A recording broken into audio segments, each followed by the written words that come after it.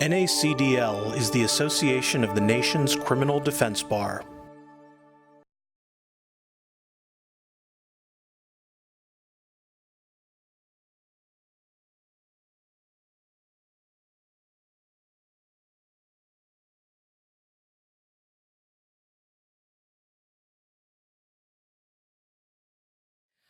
My name is Sara Innamorato. I'm the state representative for the 21st District here in Pennsylvania.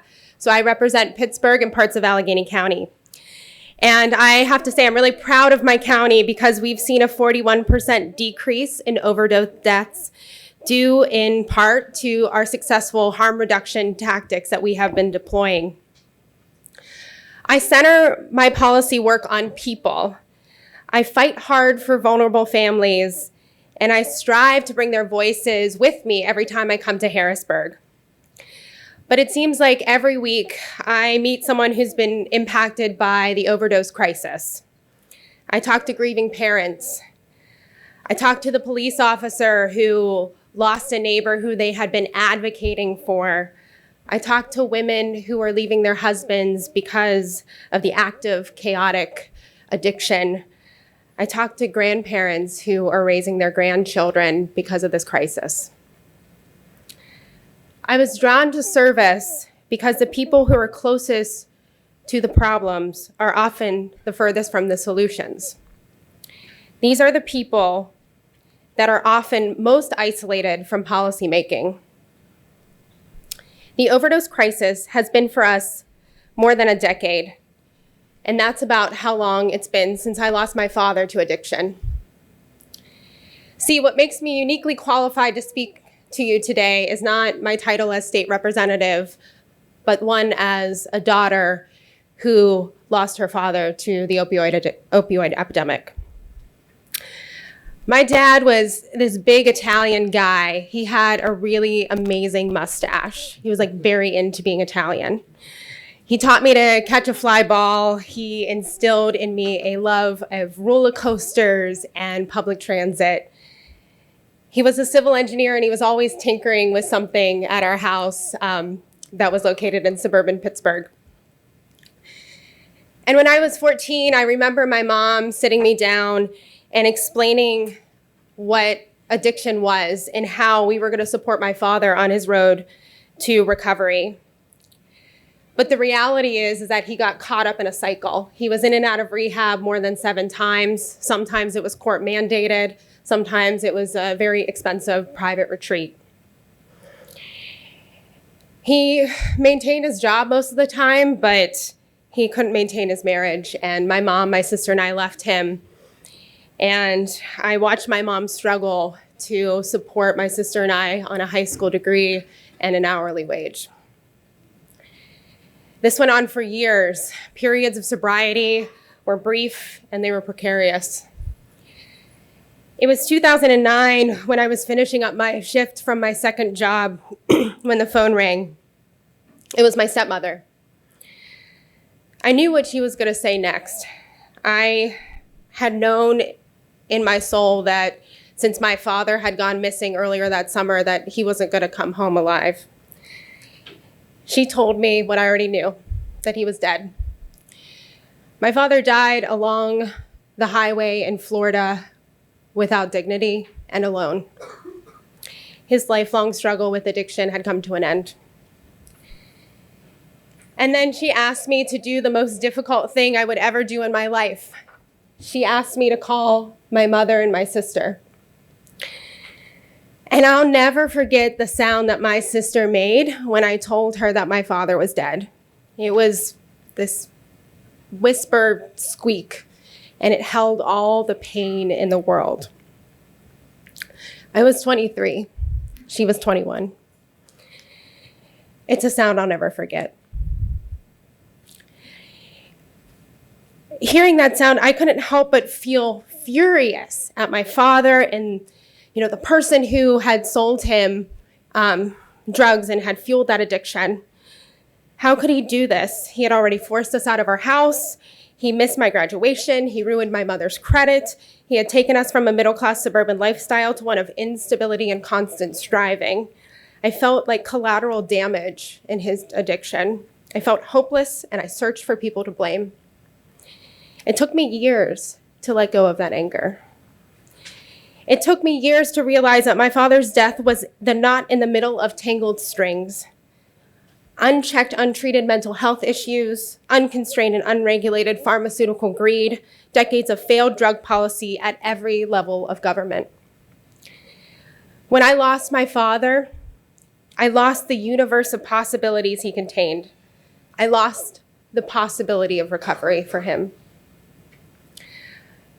My father's death was a loss to each and every one of us who loved him. Me, my mother, my sister, his partner, my grandmother. I also know that my father's death was not a homicide. The person who may have sold him his final high is just one of these strings, a universe of possibilities onto himself or herself. I don't know this person. I don't know if they're even still alive. I don't know if they struggled with addiction themselves. But I truly understand the feeling of hopelessness. I understand the desire to have someone, anyone, to point the finger at. It's easier than addressing the systemic failures of our society that propagates and fails to address drug addiction in a meaningful and comprehensive way. The problem seemed too big for me to solve. So part of my personal healing process was to start volunteering at our local needle exchange program, Prevention Point Pittsburgh. I thought if I can't fix the system, at the very least, I can sit across a table from someone who uses drugs and offer them the tools they need to be healthy and safe on their road to recovery. I could offer them just a feeling of humanity, just for that one moment. The social fabric meant to support us has decayed, and we are all left holding the threads. For every person who uses drug, there are a number of children, partners, neighbors, and friends who are left behind, grasping for answers and justice. They all have their own way of healing. How do we provide closure for them? How can we hold compassion for the families and the pursuit of justice simultaneously? It's easy to blame the individual and say it was a choice. It's easy to blame the individual who sold the drugs. We need to recognize that it wasn't just individual actions at play here that fueled this epidemic. There's something more insidious at play. It is the unregulated pharmaceutical companies and the politicians whose vote they buy with campaign contributions. It's the ever-increasing income inequality that's leading to communities void of jobs, affordable housing, opportunity, and hope. It is the societal stigma attached to seeking help and the lack of access to affordable health care, especially mental health care and medically assisted treatments. We will never end addiction if we don't address the systemic roots of addiction. And instead of equitable, universal social programs and policies that spur economic dignity, we are criminalizing behavior. Our drug war playbook is ugly, archaic, in response to the public health crisis. It is a distraction from addressing the real change that must happen to quell this crisis. At the present, codified into statute are ways to punish people who use drugs, many that actually expand the war on drugs rather than end overdoses. And we are at a crossroads here in Pennsylvania, in our state capital. We have the ability to bend the arc towards justice and compassionate reform.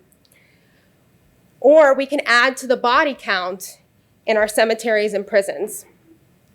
Both are possible under the current leadership that make up our state house. I have several of my colleagues, most of them rural Republicans, who have shared with me their own stories. One talked about his brother who used puddle water to mix a hit. Another just had a funeral for his brother's girlfriend who overdosed this past month. I've been working locally with police officers who believe and advocate for diversion instead of incarceration. And right now there is money in our county to distribute Narcan to people who use drugs, and I see the attitudes shifting. Because this epidemic does not discriminate, but often punitive policies we push do. We operate in racist systems where prevailing power structures default towards punishment of Black and brown people. This is not justice. That is evident in the way that we were silent during the crack epidemic, and now, after the opioid addiction has claimed the lives of majority of white people, we have a groundswell of support from a bipartisan sampling of elected officials, philanthropic communities, and nonprofits. Our broken system has functionally severed the relationship between law and justice. The system itself may not deserve your tireless advocacy, but the people we might save in the process do. Now, I never went to law school, but I know from the public defenders that I've met that you don't go into it for the fame or the fortune or the light casework. And I know I'm standing before a room of attorneys or future attorneys, and your call to service in this role may not be dissimilar from my own. Your lived experience may give you the expertise in courtrooms that mine own does in the Capitol. Did you enter this field knowing that the system was flawed? Did you start your own career seeing the ways that the community needed you? You went to law school to fight for fairness and for justice, for the least among us.